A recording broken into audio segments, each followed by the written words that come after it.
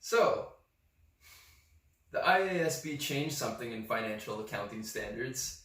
Can you believe those guys? It's like right when companies were getting used to the last time they changed something, like 10 minutes ago.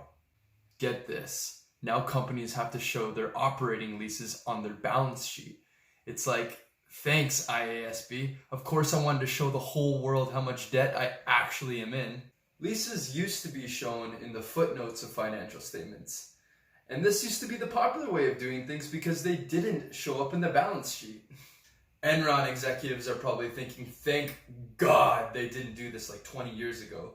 Companies with a lot of leases are going to seem like they have a lot of debt. Risk of default, likelihood of bankruptcy, having to pay higher interest rates on my debt. Gee, that sounds like a great idea. Where can my company buy more leases? Yeah, I know how much it sucks to be bankrupt. Trust me. I've played Monopoly. So what kind of companies are going to get hit the hardest from this? 2 words. Airlines. I remember ever since I was 8 years old, my parents would take me traveling on those big, scary airplanes. I'd always think to myself, I can't wait for the day that airplanes actually show up on their company balance sheets. That's what I want for Christmas. My parents would always get mad at me and tell me to pick something else for Christmas, like a new Hot Wheels or a bottle of wine. But don't worry, airline companies, you're not the only ones that are going to be taking a hit from this. Retail businesses, hospitality, and cloud computing companies because of their lease of computer servers. Yeah, I know, right? Oh, here's a quick word from our sponsors. Does your company have a lot of leases? Is your business suffering from high leverage? Is the IASB's new accounting changes about to skyrocket your debt to equity? Well, worry no more, friend. Here at Cheap Debt R Us, we have your back. Before I went to Cheap Debt R Us, my muffin-making business was about to go under. But Cheap Debt R Us provided me with the cheapest loan. Thank you, Cheap Debt R Us. My accountant told me that I had to start putting my leases on my balance sheet, and that really made my ROA suffer. My investors stopped investing, and my creditors stopped lending to me. But then I met Cheap Debt R Us, and they really helped me out. Here at Cheap Debt R Us, we ask our clients to judge us by our winners, not by our losers, because we have absolutely none. So what are you waiting for? Call Cheap Debt R Us today. And action. And we're back. I was talking to my good buddy Jeff Bezos the other day. He's this guy that owns this company called Amazon, and his company operates pretty heavily in the cloud.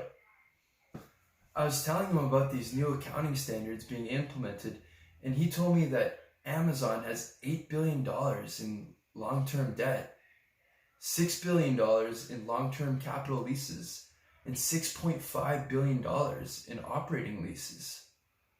So now on Jeff's financial statements, it's going to show an extra $6 billion in liabilities and in debt.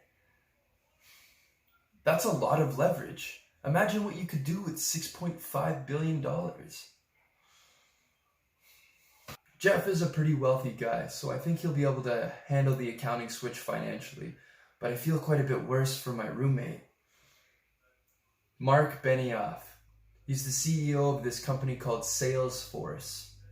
Salesforce has $1.3 billion in long-term debt and $500 million in long-term lease obligations. It doesn't really seem like they have a lot of leverage. That's until you read their footnotes where it shows that they have an extra $2.3 billion in operating leases. And all this time I'm thinking to myself, man, I gotta start reading the footnotes to financial statements more. Reading the footnotes is like reading that massive paragraph before you click I agree. Ain't nobody got time for that.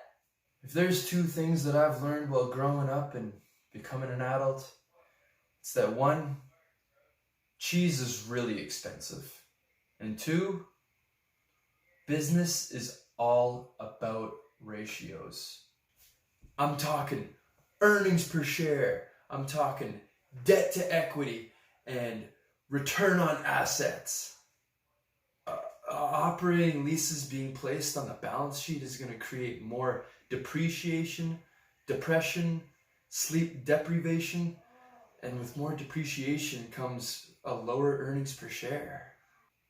As well, more debt means a higher debt to equity ratio. Imagine if a creepy guy came up to you on the street and was just like, Psst.